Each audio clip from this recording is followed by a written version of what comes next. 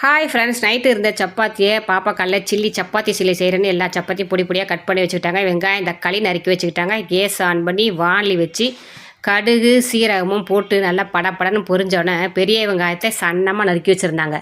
அதையும் சேர்த்துக்கிட்டு தக்காளியை பொடியாக நறுக்கி வச்சுருந்தாங்க. அந்த தக்காளியை சேர்த்துக்கிட்டு தேவையான உப்பை போட்டுக்கிட்டு வதக்குன்னு வதக்கிட்டு சிக்கன் தூள், மஞ்சத்தூள், மல்லித்தூள், மிளகாத்தூள், கலருக்காக காஷ்மீரி மிளகாத்தூள் எல்லாத்தையும் போட்டு நல்லா மசாலா எண்ணெயிலே சுருள ஆக்கிட்டாங்க.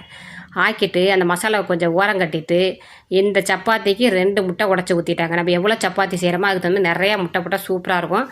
2 முட்டை போதும் அப்படின்னு 2 முட்டையை உடச்சி ஊற்றி இந்த மசாலாவில் நல்லா கிண்டுன்னு கிட்டிட்டு லாஸ்ட்டாக கட் பண்ணி வச்சுருக்க சப்பாத்தி அதில் கொட்டி கிண்டி லாஸ்ட்டாக கொத்தமல்லி தலையும் போட்டு சுட தட்டில் வச்சு கொடுத்தாங்க பாருங்க. அப்பா வேறு லெவலாக இருந்துச்சுங்க. காலையில் டிஃபனே தான். சப்பாத்தி மீதம் ஆயிடுச்சுன்னு கவலைப்படாதீங்க. நீங்கள் நைட்டு சுடும்போதே சரி ஒரு 5 சப்பாத்தி எக்ஸ்ட்ரா சுட்டுருங்க. காலையில் டிஃபன் வேலை ஓவர் ஆகிடும். சரியா? ஈஸியாக சமையலை கற்றுட்டு சிக்கனமாக குடும்பம் நடத்தி இருங்க. ஓகே, பாய்.